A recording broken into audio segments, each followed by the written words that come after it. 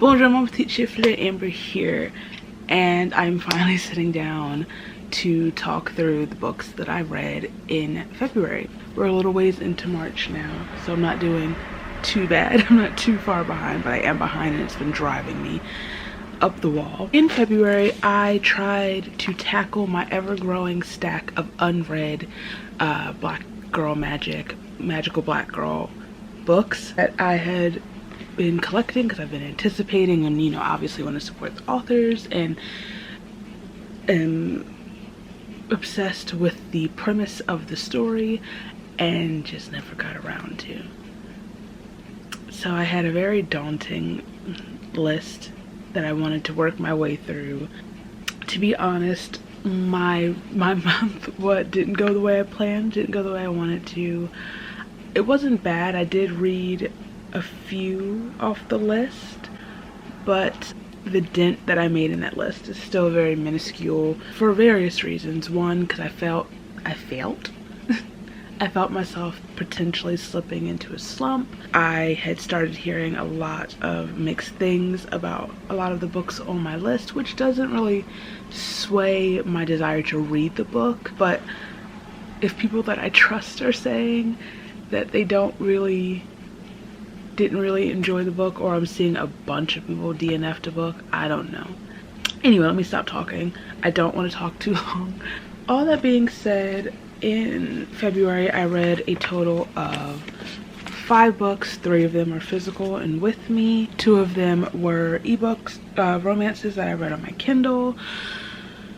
Let's stop wasting time. So the first book that I read in February is one I've heard absolutely incredible things about, and I don't know why it's taken me this long to finally read it. I've had it for over a year now, and it's Amari and the Night Brothers by B.B. Austin. This year I want to read more middle grade, and this is definitely the best place to start.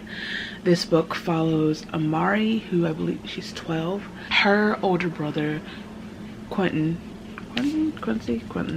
Her older brother Quentin is missing and has been for a while, and she is one of the few people who is convinced that he's still alive, and she's desperately hoping for any sort of sign of him. That sign comes to her in the form of a briefcase, a vibrating, ticking, you mind, briefcase that she finds in his closet with a nomination to this summer program for this secret supernatural organization. It's kind of like the FBI but for supernatural creatures. She discovers he was this big shot agent, and that is why he and his partner, that is basically the cause for his and his partner's disappearance. And she goes through this summer program hoping that she will be able to find clues as to where her brother is and to bring him home. At the same time, she finds out that she has this forbidden magic within herself, and kind of becomes a pariah at the program. So not only is she trying to navigate this summer program to actually become an agent so she can find her brother, when she is like the only kid there that doesn't know anything about the supernatural or magic or whatever, she also is discovering this power within herself when all the odds are basically against her. And I adored this book so much. I love Amari, I love the characters, I love the sort of like whimsy. It's just so fun, and like that's the thing about middle grade. Of course it deals with like heavy topics. There is like bullying and some racial microaggressions and aggressions and just I guess discrimination in general, and you know, her brother's missing, so there's the kind of like the grief with that, especially when like everybody assumes that he's dead. But the way it's tackled, it's not overly heavy, you know, it's not super heavy, even though they're heavy topics. Also, this book, you know, those videos that are like, if you like this book, read this book, whatever, you know, I would absolutely pair this with Legendborn. This has very strong Legendborn vibes to it, but like the middle grade version. Obviously this is like supernatural Legendborn is like Arthurian, but both characters are sort of infiltrating this underground group with the hopes to find out what happened to their lost and or missing loved one, and also finding this power within them and not really sure how to navigate it, and especially when they're like the only ones within the world that doesn't know about it, you know. I can't wait for book 2 that comes out later this year. I'm finally prepared for book 2. Great. After that, I read a romance that I've had on my Kindle for a little bit, and it was A Light by H. Cunningham. And this book sounded so interesting to me. It's about a woman, I forget her name, Alicia, who is moving back to her hometown, her childhood home in Florida from New York, I believe. No, I lied. That's reversed. She's moving back to her childhood home from her apartment still in Florida, but she is planning to move to New York because she needs an escape from the last few years of her life. Her father has died.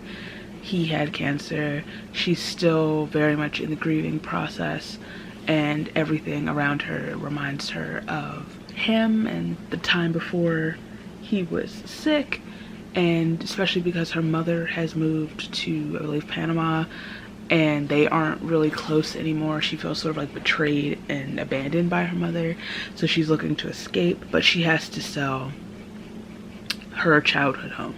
On the flip side of that is Gabo, who was her best friend growing up, and her neighbor. They kind of like share a backyard, a terrace or something.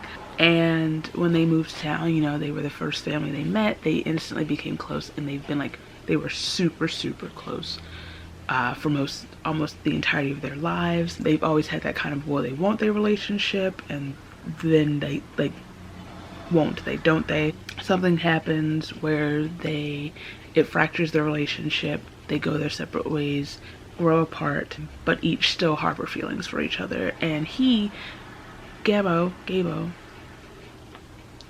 okay, moves home from New York, and so they are thrust back into each other's lives, and feelings are rekindled, yada yada yada. So I wanted to love it. I really wanted to love it, but this one really could have benefited from any editing, let alone more editing. I'm not usually like a stickler for grammatical errors or anything, or like structural errors, but this was rife with structural and grammatical errors to the point where at some points it was difficult to read. It would take you out of the story. Yeah, it just really drained my enjoyment of the story, and it just felt like the writing itself just overall just felt really sloppy and super repetitive. The story was super repetitive. You know, the sexy bits were fine. They were, you know, they weren't bad. They weren't bad. Were they great? No, it was fine. It also took way too long, personally, to find out what Gabo did to end their friendship. It took way too long for that. They hinted at it, toyed around it, tiptoed around it for almost the entirety of the book. I'm like, can you just tell me what actually happened so I can be on board with this hate train? That being said, I did leave that reading experience inspired to work on my romance manuscript work in progress. And like for a lot of February I was writing every day, so something came of that. So next, I read my favorite read of the month, and one of my new faves of all time, period, and it's Raybearer by Jordan Ifueko. I don't know why it's taken me so long to read this book, and I am embarrassed. I am annoyed with myself. I'm so glad that I already have Redemptor, so eventually I can just dive right into that. In fact, I was so tempted to just dive right in after reading this, and truthfully, I probably should have. Let's talk about that. Raybearer follows Tarsai, who has been raised kind of secluded, not kind of, absolutely secluded from the rest of society. She's been raised in this what is it called? Not a manor, villa, sort of, I guess, that is only visible to those who live there and those who are welcomed there. Her mother, also only known as the lady, is very absent from her life. Tarsai is very much isolated from even the people who live within her home. A lot of them are afraid of her because she has this power that they fear, sort of, where she can read memories and sometimes take memories. She's very touch starved to the point where she is doing completely reckless things to feel a touch. She has been created, I'll say, for the sole purpose of becoming a member of the Crown Prince's council in this world, in this kingdom. The kingdom is run by there's the king and his council of 11, who are his most trusted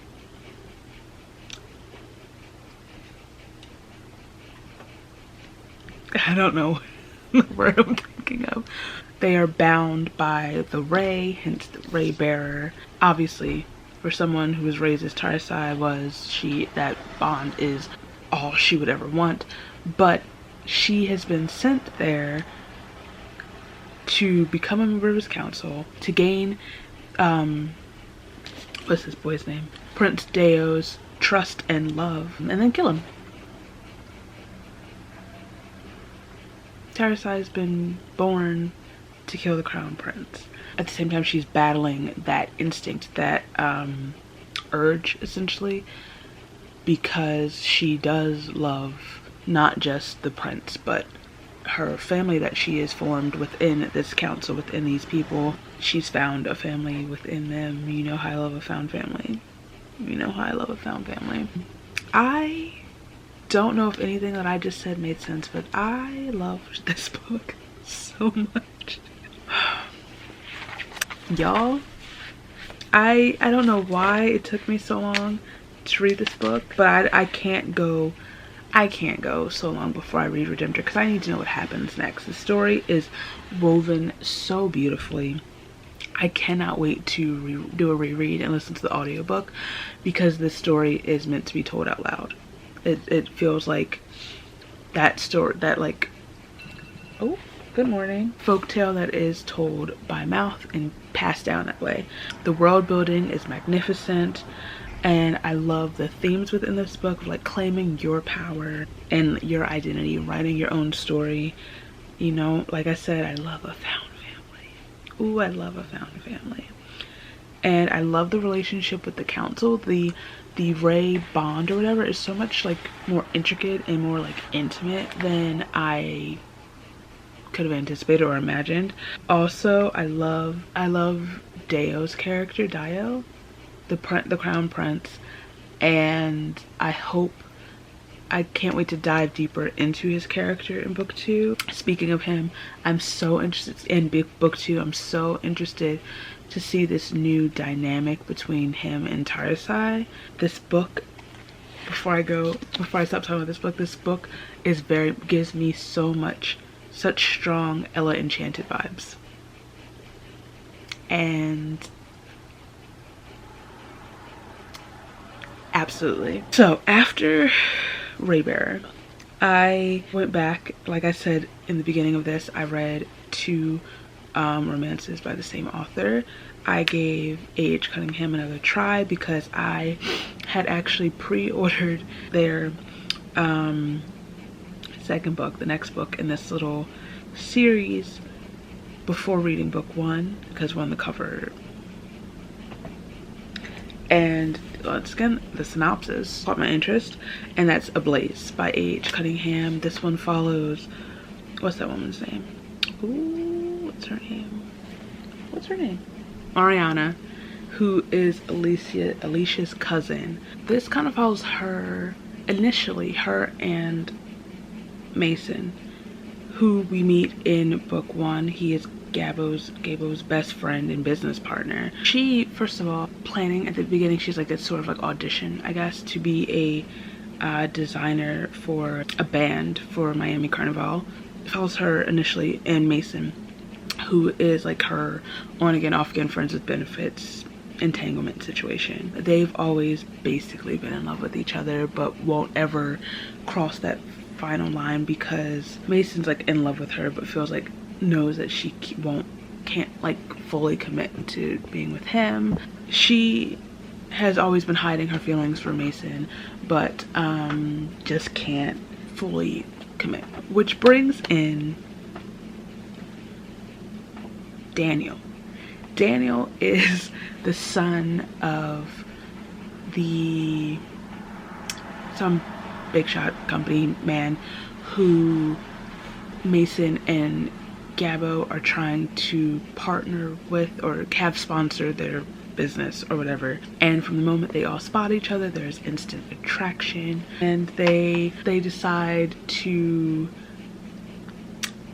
give polyamory a go, basically. Well, Daniel is already like polyamorous. He's also into BDSM. So what's this man's name? Mason and Mariana basically bring Daniel into their already complicated relationship, and the three of them form a deeper bond, and you know, start off basically as like a friends with benefits situation, and obviously get closer and realize, Mariana and Mason both realize that they are and have always been poly, and that's like the thing that's been kind of missing from their relationship. Exactly. Okay, so I was nervous going into this book because of everything I said about A Light, right? I enjoyed this one far more than the first book. Basically all of the critiques that I had for book 1 were sorted out by book 2. This one was written completely differently. The structure was there. It was easy to read. It was enjoyable to read. I really enjoyed the relationship between the three characters. The one thing, and I'll say this for both books, I wish is that we had more actual relationship moments outside of just like the sex, or like even like the build up to sex. I mean, I guess towards like the end of the book we had some moments where just them like hanging out or them just being cute with each other without it like going anywhere. So in that respect it was kind of hard to bond with the characters or their relationship because it seemed like it was just sex. There was no like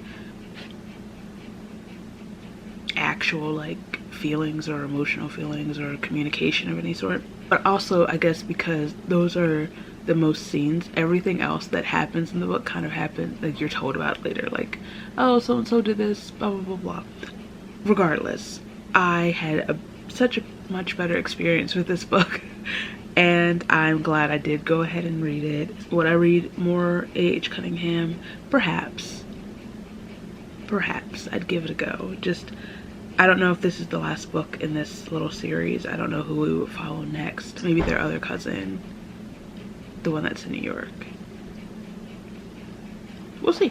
I'll let you know. Okay, and the last book that I read in February was a conclusion to a duology that I've been putting off for a while, and it's A Psalm of Storm and Silence by Roseanne A. Brown, which is the sequel to A Song of Wraiths and Ruin. This cover is stunning. This cover is stunning. What's inside the book doesn't matter because the cover is stunning. Okay, so A Song of Wraiths and Ruins follows Karina Malik. Karina is the princess of of this of Ziran. Is that where we're at? Oh, how do I describe this? Her mother has just been murdered, thus making her the queen. She doesn't know how to be queen. She doesn't want to be queen.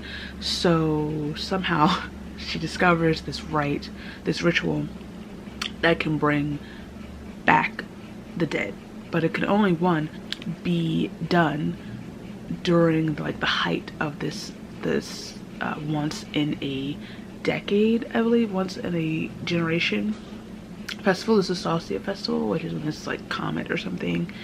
It's supposed to mark the, don't ask me actually, and it requires the heart of a king, which means that Karina makes the prize of winning the Solstice Festival, which is kind of like, it's not like the Hunger Games, don't do that, Amber.